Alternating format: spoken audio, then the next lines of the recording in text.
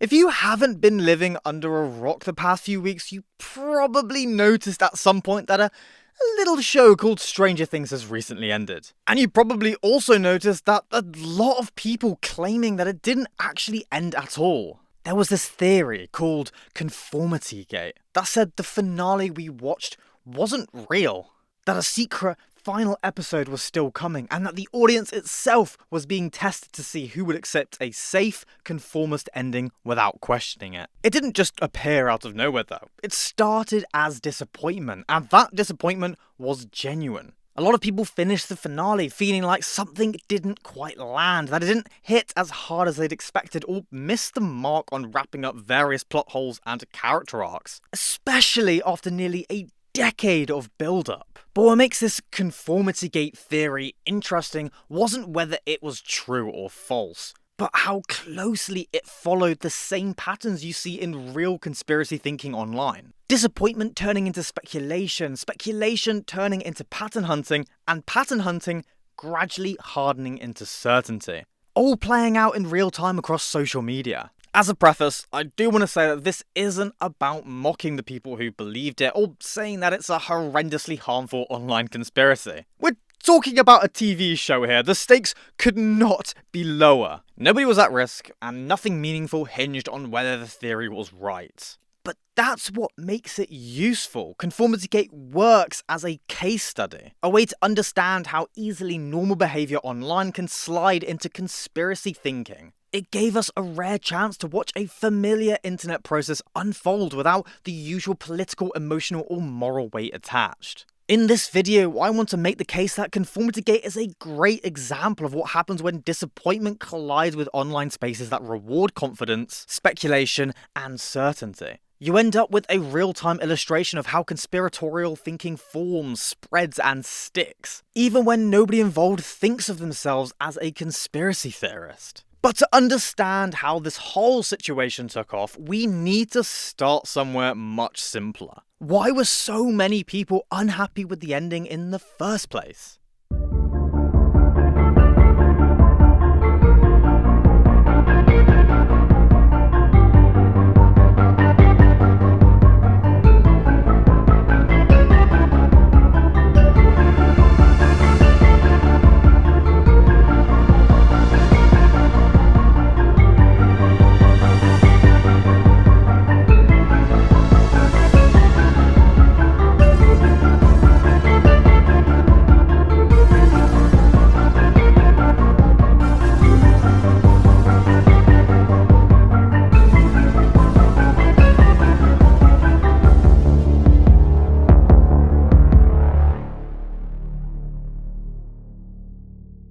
After the season finished airing, the reaction online wasn't subtle. A lot of viewers didn't just think the ending was bad, they thought it was rushed, unsatisfying, and just really shit. Like it had chosen the safest possible route at the exact moment people were expecting brutal horror after years of build-up. And I get it, I've been there. I was a Game of Thrones fan. I know what it's like to follow a show for years, build emotional attachment to characters and themes, and then just watch it all collapse into something rushed and unsatisfying at the finish line. When that happens, you don't just dislike the ending, you want there to be another explanation. Something that makes it make sense. And that's the headspace a lot of Stranger Things fans were in. A big part of that frustration came down to stakes, or more accurately, the lack of them. The Upside Down felt strangely defanged. Earlier seasons established it as hostile and unpredictable, packed with constant threats. In the finale, many of those threats were absent or sidelined, especially when their presence would have complicated the resolution. Vecna was built up as an overwhelming threat, but his power level shifted constantly depending on what the story needed. Demogorgons and Demodogs would tear through side characters without hesitation, yet the main cast always survived, no matter how dire the situation looked.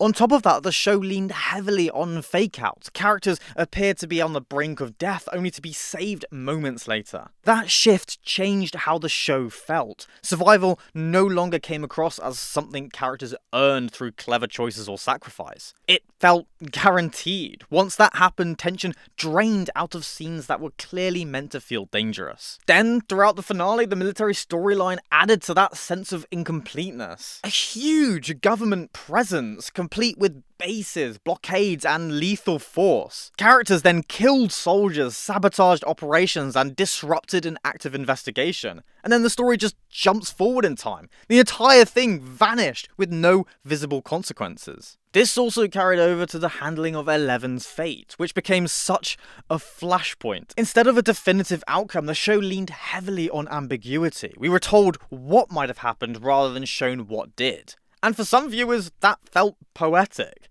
But for others, it felt like the story was backing away from a hard decision after years of escalating the stakes. And as viewers compared these notes, the dissatisfaction sharpened. People started noticing more intricate and hidden inconsistencies, unanswered questions, and details that just didn't sit right. Characters were missing from the epilogue, timeline and background details felt oddly off. Scenes that should have landed emotionally fell flat. None of that automatically means there was some deeper hidden meaning behind the scenes, but it did leave a lot of people with the same unresolved feeling. This doesn't add up the way it should. So, once people were already unhappy with the ending, Conformity Gate didn't need to convince them that something was wrong. That groundwork had already been laid. What it offered instead was an explanation, a way to make sense of why the finale felt so unsatisfying, and a reason to believe that that feeling wasn't accidental. Now, it is important to say this up front, most people that explicitly believed Conformity Gate was real wasn't being dishonest or acting in bad faith. They weren't trying to mislead anyone, and many social media posts claim they were just asking questions. People were doing exactly what the show had trained its audience to do for years. Scrutinize details, look for patterns, and assume that nothing was accidental. I don't know about you guys, but I don't believe in coincidences. Stranger Things had always rewarded that kind of attention. So when the finale felt off, people naturally went looking for answers deep in the subtext. And while the broad complaints about pacing, stakes, and consequences mattered, what really poured fuel on the fire was the sheer volume of smaller inconsistencies people began pointing out. Why was there suddenly liquid in the Upside Down when it was never present there in previous seasons? How did Max graduate when she was in a coma for ages? Wouldn't she have had to catch up on her studies? How did Derek get through that hole? What the hell happened to Susie? What the hell happened to Vicky? What the hell happened to Murray? What the hell happened to tons of characters we've already seen? Why is it autumn when the graduation is meant to be set in spring? What happened to all those pregnant women in the Upside Down? How was Lucas able to carry Max after being severely injured the day before? None of these points were decisive on their own, but stacked together they created a growing sense that the ending hadn't just been disappointing, it had been wrong. And from there, the theory started to solidify around something concrete. A date. And by concrete, I mean a mess of strange, convoluted details that actually have no meaning, but I've seen Stranger Things. And as you can see in the image, January 7th became that focal point. Fans tied the fact that Netflix was supposedly announcing something on that day and those inconsistencies together. This solid date expectation gave Conformity Gate even more momentum and direction. It turned just vague suspicion into a countdown. And then the fans started to look even deeper. Interview comments, Netflix social media posts, signs being blank, hands being crossed, how many times the axe was swung, the letters on the books, hair or glasses resembling Henry's, the power lever changing colour from black to red, the colour of their graduation robes, how many times a song played. This shit just goes on, and it just gets even more convoluted and insane. But let's just pause right there. What's interesting is that this expectation of a date was also a natural pressure test for the theory. In a lot of conspiratorial thinking, there's a point where reality has to step in and either confirm or collapse the belief. January 7th was that point. If something happened, the theory would explode. And if nothing happened, it would either die or adapt. Then the date came and went. And by no stretch of the imagination, nothing ahead. Just watch. Did you see that? It's the electricity, Mom. It's acting up. It's the same thing that fried the phone. Most people did exactly what you'd hoped. They laughed it off. It was a fun internet moment, a silly idea born out of disappointment. No harm done. The story was over, and that was that. But not everyone moved on. The coincidences were so intense for a smaller group that the theory didn't end. It just changed shape. The date was reframed as a misunderstanding or misdirection or something that was never really essential in the first place. Denials from the Duffer Brothers weren't treated as answers, but as expected behavior. Silence didn't feel like closure, it felt suspicious. The belief stopped being tied to a single prediction and became more flexible and more durable. At the same time, social media played a massive role. In the end, not all of the content keeping Conformity Gate alive was sincere. A lot of it was ironic or just outright trolling. You know, fake accounts, vague posts, half-serious jokes designed to farm engagement. But in algorithmic spaces, intent doesn't matter at all. Once tone gets stripped out, jokes, trolls, and genuine belief all circulate the same way. So even if the belief should have faded, the question itself kept resurfacing. And once a theory reaches that point, it doesn't need new evidence to survive. It just needs to avoid resolution.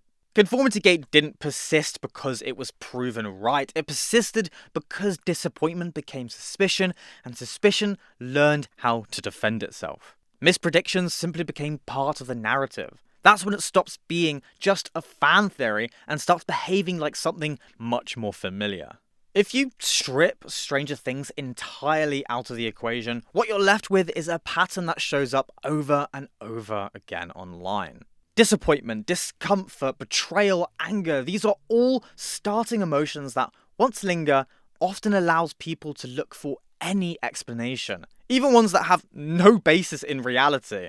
Not because they're irrational, but because unresolved feelings are fundamentally uncomfortable. In the case of Stranger Things, saying, "I didn't like the ending," doesn't really do anything. But finding an explanation for why it didn't work feels more satisfying. Speculation starts, questions follow, details begin to matter more. Coincidences feel less coincidental, and once that idea takes hold that something is hidden or unfinished, neutral things stop being neutral. Silence starts to feel intentional, and missing answers start to feel suspicious. This is something researchers who study conspiracy thinking have pointed out for years. Most conspiracies don't begin as firm beliefs. They begin as discomfort, a sense that something doesn't add up, and then harder over time as people search for information that resolves that feeling. Narratives start doing that emotional work. Does this explanation make sense of my frustration? Does it give structure to my disappointment? If it does, contradictory information often gets reinterpreted rather than accepted. And social media makes this process faster and louder. Platforms reward confidence, clarity, and certainty far more than hesitation or nuance. Confident interpretations spread further than cautious ones. That repetition alone can make ideas feel more credible, even when nothing new is being added. This is how conspiracies stick, because thinking becomes selective.